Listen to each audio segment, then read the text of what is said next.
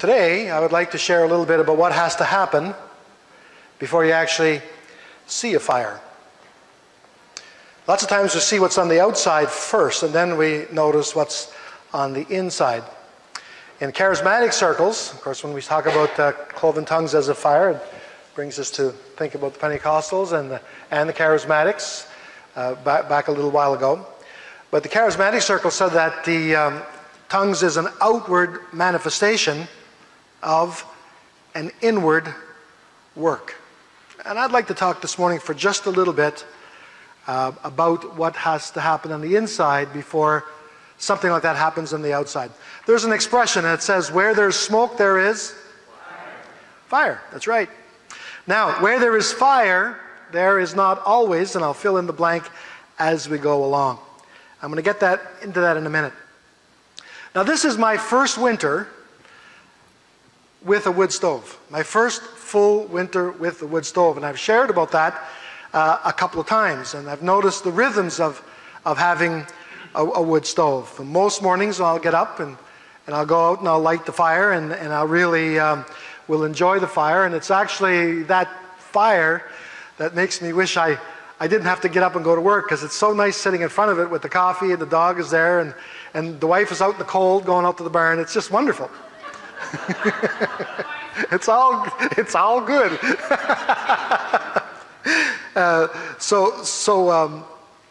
I really have grown to enjoy making the fire. Now, making a fire has a little bit in common with a Seinfeld episode that I saw one time. And Jerry Seinfeld, he traveled a lot. For his character was a comedian, and he traveled a lot.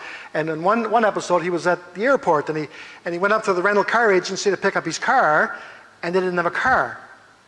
And the lady behind the desk, she said, "Well, we don't have your car." And Jerry Seinfeld said, "Well, I made a reservation." And she said, "Well, I know you made a reservation. I took the reservation." And Seinfeld was starting to complain, and she said to him, "I know how to make a reservation." He said, Well, you know how to make a reservation, but you don't know how to keep the reservation. And really, that's the most important part of the reservation, is keeping it, right? So making a fire is a little bit like that. See, making a fire, lighting the fire is not really what's important. It's keeping the fire. It's lighting it and having it stay lit. That's what's really important about a wood stove. And so I've come to learn about that and learn how to do that. So making a fire is not really what it's all about. Lighting a fire is easy. I mean, all you got to do is crumple up some paper and throw it in there and light it. Or crumple up some birch bark or some moss and just light it. And it'll just be roaring. It'll just blaze all up. And then what's going to happen? It's going to die, right? So lighting it's not the issue. The issue is lighting it and having it stay lit. It really, really is a process. Yes, you have the birch bark or the paper, and then you put some twigs and sticks on top of that, and then put some small wood on top of that, and then you put some bigger wood on top of that. You got to make sure it's not wet, it's got to be dry, and then you can throw a match in there, one match, and the thing lights and it burns, and you just watch it, and all of a sudden it's going to start crackling, and it's going to be a fire. And I've noticed, though, that the fire is not really the most important part of that, even though when I can get it keep going. This morning when I got up quite early, and I went down and I lit the fire, and it was dark in the house, and it was cold in the house, and I lit the fire, and I sat there in front of the fire, and I was still cold. It was roaring, but I was still cold. And I threw some more wood in, and it started burning itself down, and it started forming a bed of embers. And then it started to get warm. I could hear the stove start to crack, and I could start to feel the warmth of it. And I've come to realize that it's the embers, not the fire, that's really important about the wood stove. If you get a good bed of embers there, a good bed of coals, then you're going to have a good fire and you're going to have no problem keeping it going. I found that sometimes if I did everything and I lit the fire, and before the fire caught, it seems if I just looked away, it went out. I don't know what it is. A boiled pot, a watched pot never boils, but a fire that's not being watched, in my experience, goes out. Walk into the kitchen to get a coffee, come back, fire's out. And there's nothing more miserable than a bunch of logs and twigs that were on fire and they're out. You got to pull them all out and start it all over again, right? You just can't throw paper in there now. It's a process that you've got to do over and over again. In the barbecue world, it's the embers, it's the coals that's really important. A really good barbecue pitmaster will be able to understands the process. You get the right kind of wood and you burn that wood down in a barrel over here, and the wood and the embers fall down. He takes a shovel and he shovels them out and brings them, puts them underneath the pit where he's barbecuing, whatever it might be. It's really the embers that the barbecue pitmaster uses that gives the heat to cook the meat. And they say it's all about the flame, right? It's low and slow, and that comes from the embers. If you're cooking a good steak and there's a flame up underneath of it, it just makes it full of black soot. That's no good. What you want is you want the embers burning down below there. I remember watching actually a show one time, and this guy was making what he called caveman steaks. And he lit the fire and he got it all going and he burnt the wood down till there was a bunch of charcoal, and he took a fan and he fanned it, and all the ashes blew away, and he had these beautiful big thick steaks, and he seasoned them and he put them right on the coals. He said, the first time I did it, I was really nervous. That's a $40 piece of meat. But he said, you'd be surprised at the flavor that comes into that, because it's the embers. The embers you can cook. The embers you can get heat. The embers are enduring. Like if you've got a good base of embers going, you can actually go to church and then come home after church and throw a couple of logs in the fire, open up the door a little bit, and that thing is going to catch back up. Right? The embers are what are enduring. And embers were very important, by the way, to early man.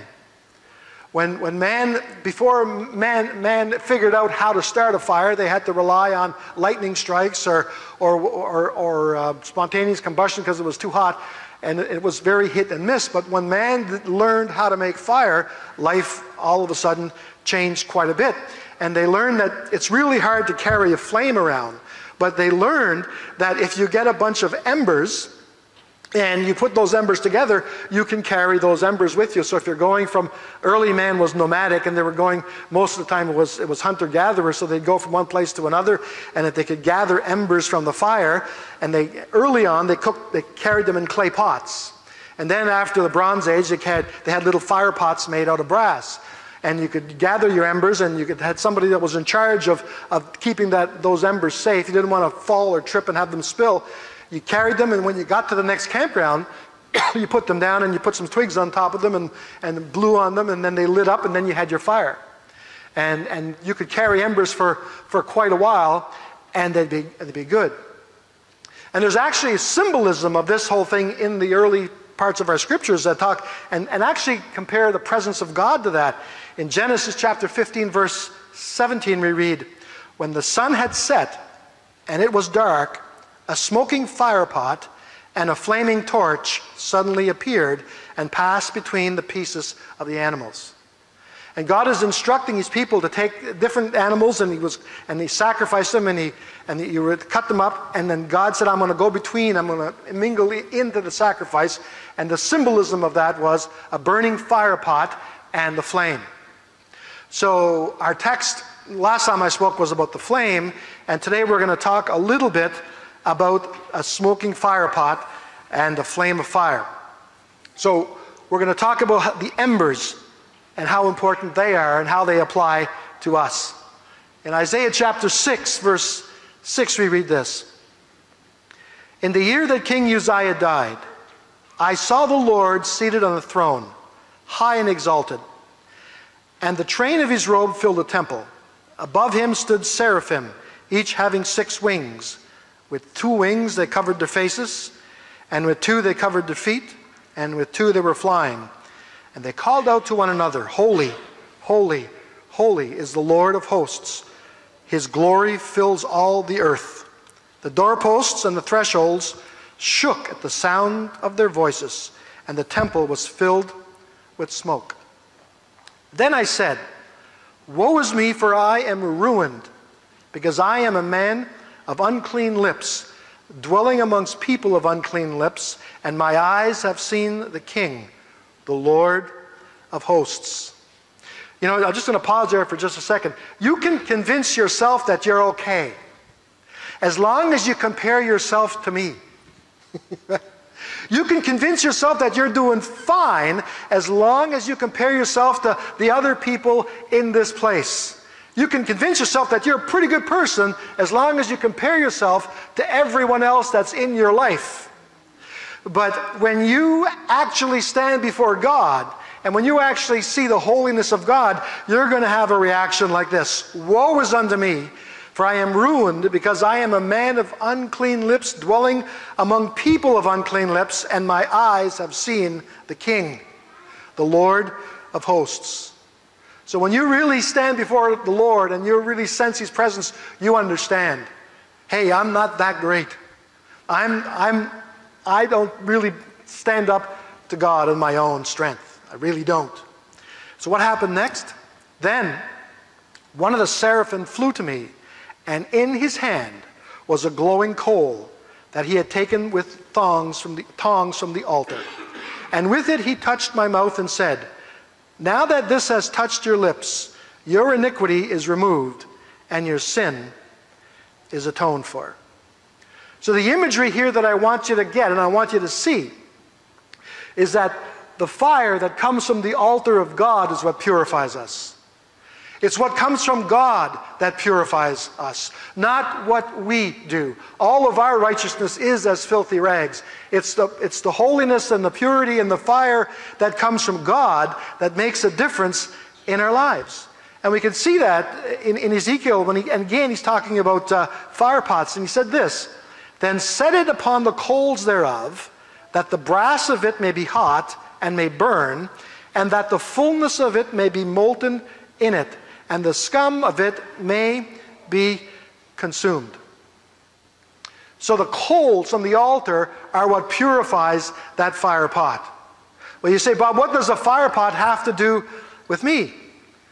What does a fire pot have to do with the fact that early man, the picture, early man carried around the embers of the fire around with them in these clay pots, or as you would say, earthen vessels.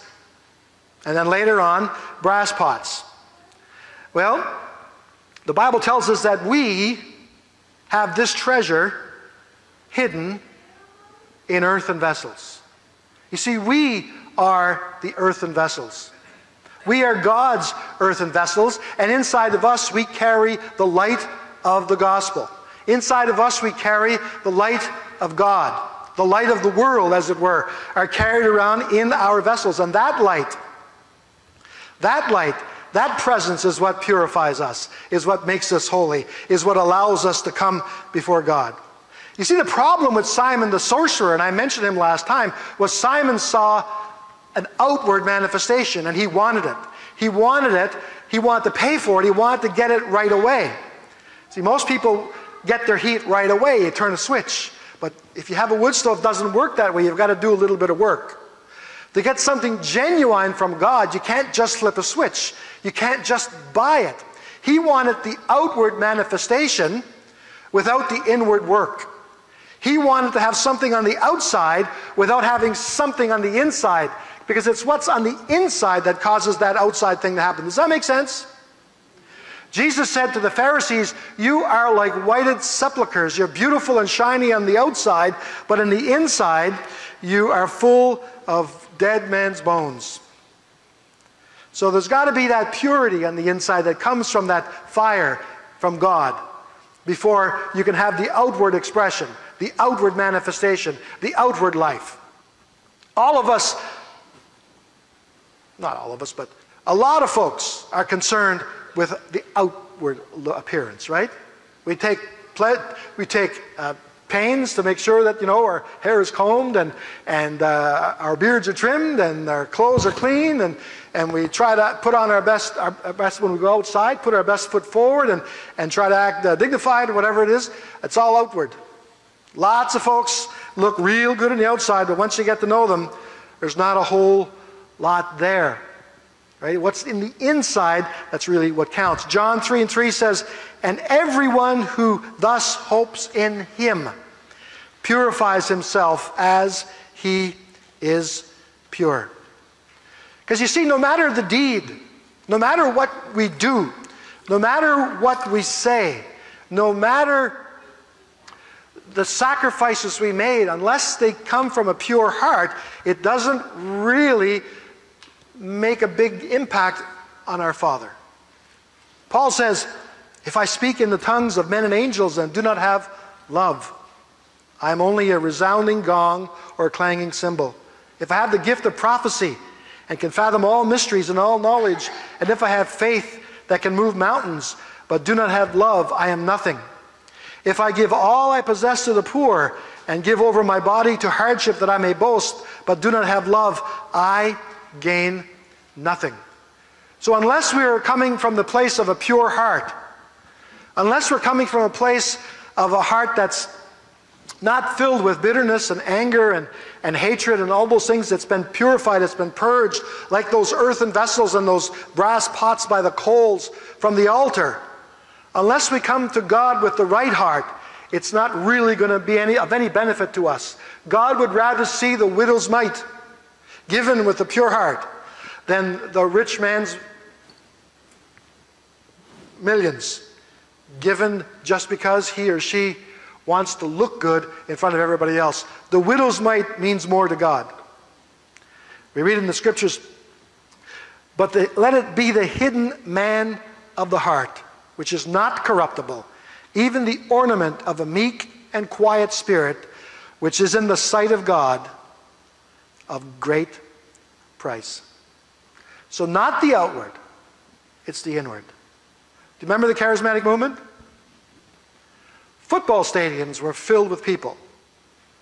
Thousands, 50,000 people would be at a charismatic meeting and revival. And there was all kinds of things happening, and it was a wonderful, exciting time.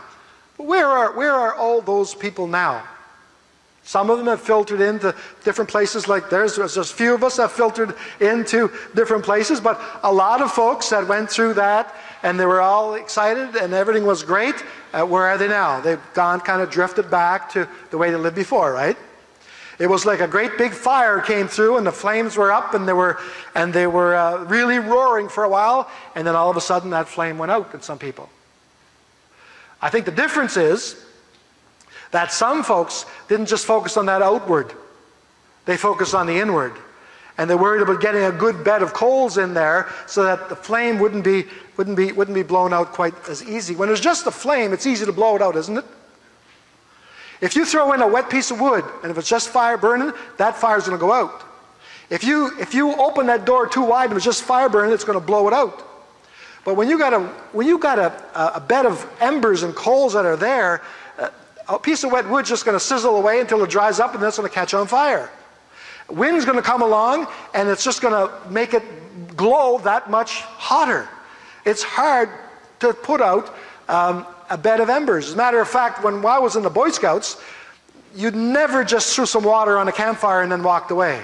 You put some water in there, and you got a stick, and you mixed it all around, and you waited for a bit, and you put water in it again, you mixed it all around again, and you just did that until the thing was soaking. And then you thought, well, okay, fine, I can leave now, because those embers would burn and they would smolder, and then the next day there'd be a fire. There's a picture in the Old Testament, in Leviticus.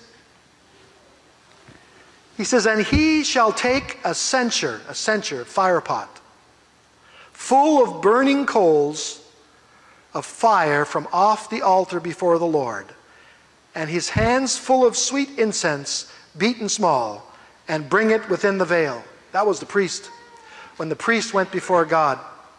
"And he shall put the incense upon the fire before the Lord, and the cloud of the incense may cover the mercy seat that is upon the testimony, that he die not." The Bible says that our prayers, our worship is like incense to the Lord. If I have a handful of incense and there's a big roaring fire, and I throw that incense into a fire, what happens to it? It just poof, it's gone. It just gets burnt up. But if I take that incense and there's a bed of burning embers and I put it on the embers, what happens? It smokes, and the smoke fills the room with that aroma. It's the same with our prayers and our giving towards God. If our prayers are just a result of what's going on the outside, they don't go very far. The effect is not very enduring. But if our prayers are coming from a pure heart, if our prayers are coming from an enduring faith, something that's been built up over time, something that's been nurtured, then those prayers, the fervent prayers, the effectual prayers of a fervent man availeth much. It makes a big difference where it's coming from. If I'm giving just for the outward, just for the show, like Simon the sorcerer, I want that flaming tongue of fire over my head that looks really cool. I want that. If I'm giving just for the outward show, it doesn't last very long. But if I'm giving from a generous heart, that's what makes the difference. It's not the fire, it's the coals. So what I've learned from my wood stove, it's the embers, not the flame, that keep you warm.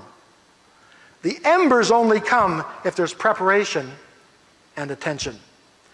And once they're there, they do not go out very easily. They can lay dormant and come back to life even the next day. What does that teach us? That teaches us that if we have a strong faith deep in our hearts, winds of adversity will come and we will not lose that.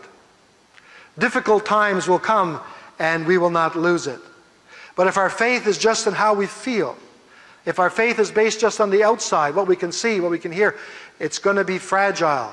The winds of change, the winds of turmoil will come and will snuff out that flame. Timothy says the goal of this command is love, which comes from a pure heart and a good conscience and a sincere faith. That's the key to everything. When Jesus was asked what's the most important thing of all, he said, thou shalt love the Lord thy God with all thy heart, with all thy mind, with all thy soul, and thou shalt love thy neighbor as thyself. You know, a fire pot's like a deep, abiding faith. It goes with you. It helps you. It warms you. It feeds you. It protects you. It's something that's worth something. It's not always easy to be that earthen vessel where that fire can be.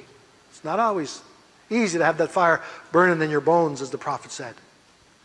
You know, it takes work sometimes.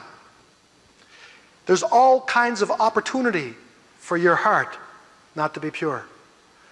And I'm not just talking about going out and doing things that we would all look at and say, well, that's a sin. No. I'm talking about the things that can corrupt our hearts. Anger, bitterness, jealousy. How difficult is it going to be for the entire country of New Zealand not to have bitterness come in their heart, and anger come in their heart, and fear come in their heart? It's going to be really challenging for some people in that part of the world to keep their hearts pure. It's going to be a real challenge. It's going to be a real challenge for folks that come from parts of the world where there's been war. Not to bring that hatred over here with them. That's a challenge, right? I mean, we live in an unbelievable country and we live in an unbelievable time. Denise and I were talking yesterday, and I've never seen a Canadian soldier at work. Ever. I've never seen the business end of a soldier's gun. Ever. It's unbelievable, really. Most of the people in the world, like you go to many different parts of the world, at many different times of this world, there's been war and terrible things that have happened, and atrocities against other human beings, and it's so easy to let your heart just become angry and bitter. But we have escaped that, being where we are. Now, mind you, if you're old enough and you fought in the war, that's different. But we still have to guard our hearts, because, you know, it doesn't take a soldier with a gun to put fear in you. It just takes somebody almost running into you when you're driving up the Kingston Road. to put fear in you. It doesn't take somebody doing some terrible, terrible thing. It just takes maybe somebody who you really, really love to slight you in some way. Or maybe somebody to do something that really offends you and hurts you in some way. Because every one of us, all of us, you've had stuff happen to you in your life. If you've lived long enough, you've had stuff happen to you, haven't you? And you've been given the opportunity to let your heart be filled with anger, bitterness. You're given the opportunity regularly, and you have to keep your heart pure so that that fire that comes from God burns bright within, because that's what's going to draw the world, not the flame. The flame goes out very quickly. And it's easy to have your hands in the air and to praise God when everything's going well, but when things really go wrong and things are really tough and bad things happen to you, that's when you really need to have those embers burning deep down. You've got to nurture that and take care of that. It's the most valuable thing that you have, that abiding faith and a pure heart, because that's what really gets God's attention. I remember when I went to Bible school, one of the teachers was a missionary. And I actually forget what part of the world he was a missionary, but he told us this story. In the particular village where he was, he went to visit this village, and they brought Bibles. And going to this village, they had one Bible. And the pastor, it was a battered up old Bible, and they used to pass it around. And they used to take pages from it, and somebody would get this page, and somebody would get that page, and they would share the pages of this Bible and bring them back, and then share them again. The pastor didn't even have a Bible. And so they brought this pastor the first Bible he ever had. And he was so overjoyed, he opened it up and he started reading it. And it was getting on in the evening after everything had happened, and they were in this tent, and there was a fire in the middle of the tent where it was burning to keep them warm at night.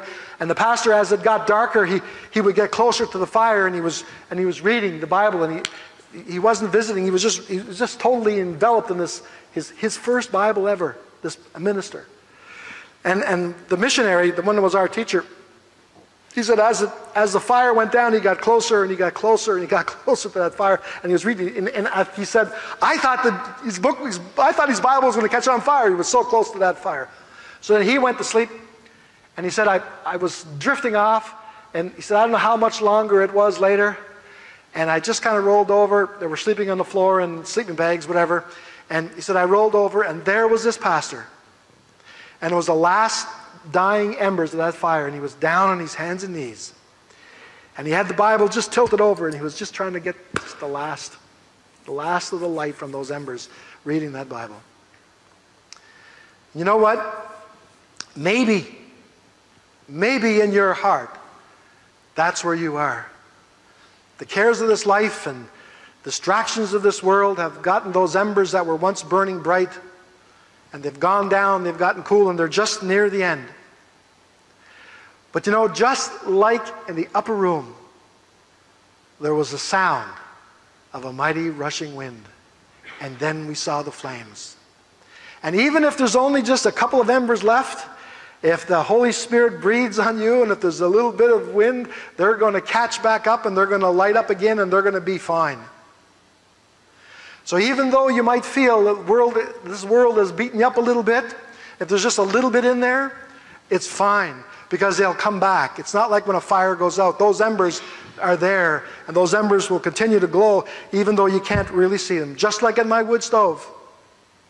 When the fire's all down and I put some new logs on, all I got to do is crack that door open. And the wind comes in, or the air comes in, and then it just right away, those embers, they just light up, and then that wood just catches fire.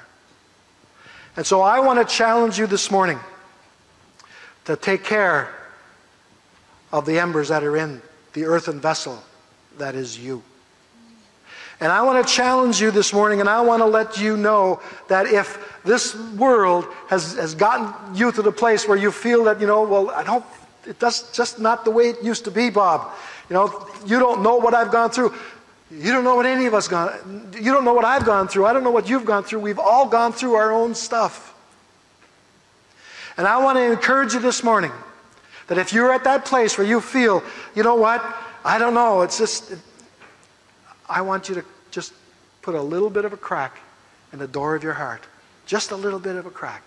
And let God come in there and fan those flames, and those embers will start to glow again. You're the earthen vessel. You're that fire pot, and there's coals inside of you, and as long as you're taking care of them, they're still there. They haven't gone out. And it just takes a little bit sometimes for them to fan back up. And there you are. It's never, never too late while there's still a spark. And there is, if you're here, there is a spark. So I encourage you, maybe you just got to crack open that door just a little bit. And just let God come in, regardless of how you feel, regardless of what you've been going through, regardless of what anybody else has been telling you.